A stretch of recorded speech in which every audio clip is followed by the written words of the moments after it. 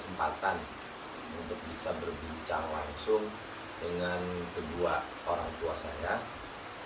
Ada ayahanda saya yang tercinta dan bunda tercinta. Di sela-sela kesibukannya mereka menyempatkan untuk bisa berbincang nanti ke depan terkait tentang pendidikan dan keluarga.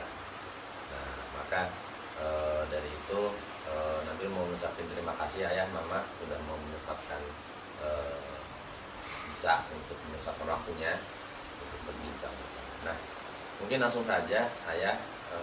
Jadi pemirsa, memang yang saya rasakan ya terkait pendidikan itu memang sangat layak. Karena apa?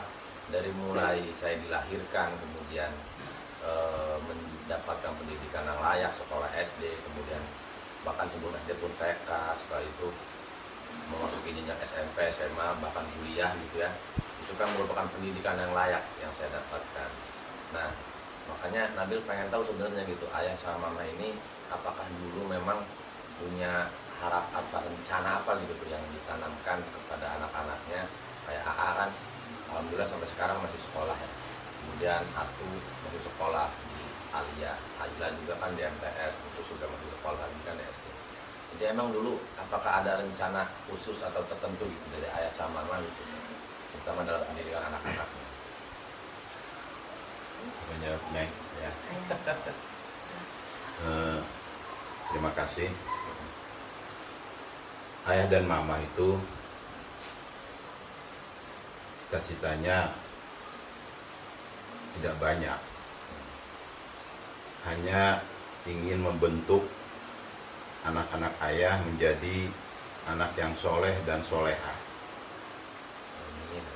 dengan tetap mengembangkan bakat yang ada pada dirinya, potensi, kemampuan, dan cita-citanya, sehingga nanti anak-anak ayah yang punya cita-cita jadi presiden misalnya, dia akan menjadi presiden yang soleh. Anak-anak ayah yang punya cita-cita jadi menteri yang soleh. Anak ayah yang punya cita-cita jadi dokter, jadi polisi, jadi dokter dan polisi yang soleh. Anak ayah yang punya cita-cita jadi tenaga pengajar, jadi tenaga pengajar yang soleh. Itu aja. Gak banyak-banyak cita-cita ayah dan mama. Ingin membentuk anak yang soleh dan soleha sampai akhir hayat. Mama? Sama Sama aja ya? sama cita-cita orang tua ya itu punya anak yang soleh dan yang soleh soleha. dan soleha. Karena emang sih ya selama ini ya yang AA rasain pribadi ya, pendidikan yang didapat. Karena kan emang pendidikan awal AA yang didapat kan bukan di sekolah, tapi kan dari mama sama ayah. Dari mulai pertama lahir, pendidikan rumah yang didapat, di mana mama dengan ekstra kerasnya kan mendidik AA, mengajarkan dari mulai cara membaca, cara berjalan, cara menangis, bahkan cara berhenti gitu. Kemudian dari ayah kan dengan didikan ayah yang berwibawa sekali gitu kan pada anak-anaknya, ke AA, ke Atu, ke Aila. Jangan bosan-bosan untuk ibadah, sholat, ngaji. Berarti kan itu semua upaya dari ayah sama mama untuk tadi itu ya, mempunyai anak yang soleh dan soleha.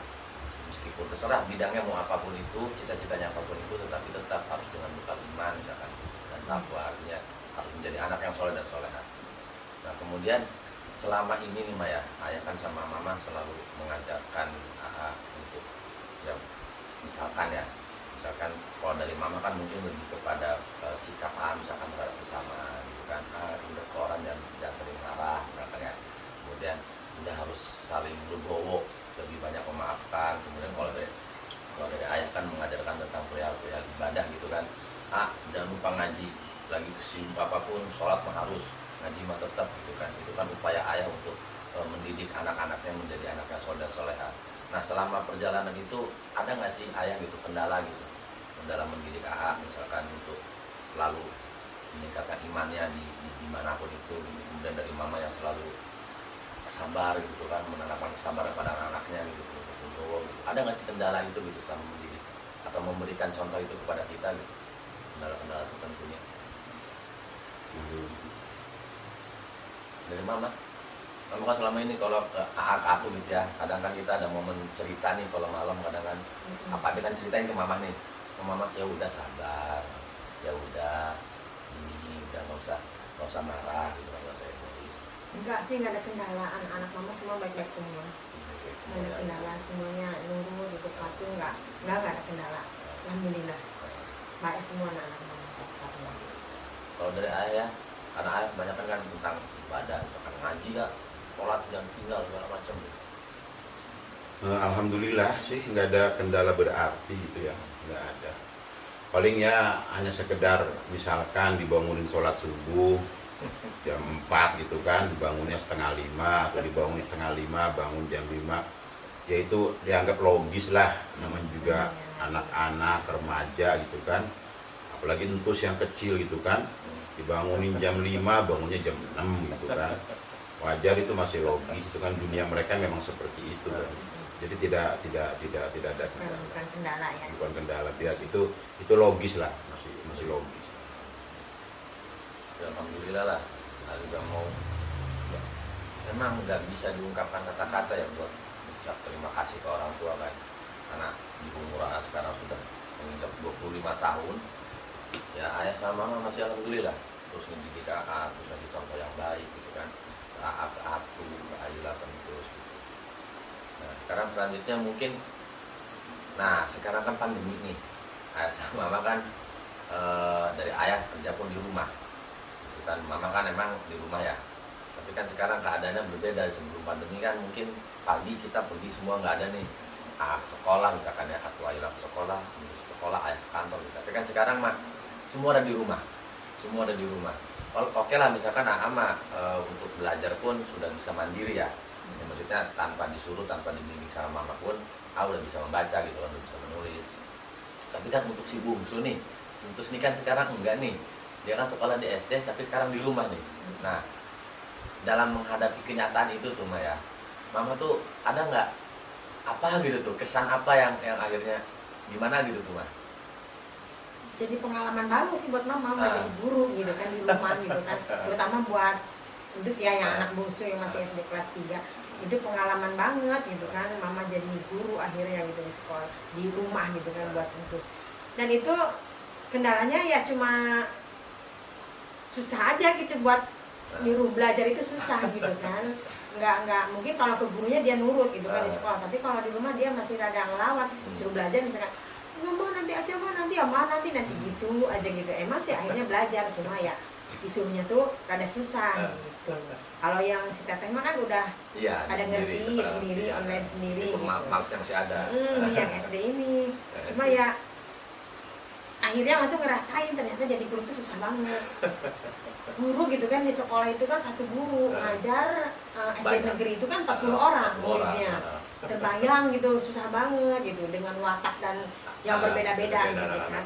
Mama aja ngajar satu anak gitu di rumah, anak sendiri, masya Allah gitu kan. Tapi alhamdulillah sih bisa semakin kesini kan udah lama nih pandemi, jadi semakin anak itu yang terbiasa gitu. Tapi kaget ya pasti awalnya. Kaget sih awalnya kaget gitu, bener-bener jadi guru itu ternyata susah banget gitu. Pantes ya guru itu disebut pahlawan tanpa tanda jasa. Iya, Pantes. masya Allah. Memang susah mendidik, memberi materi ke anak-anak itu susah.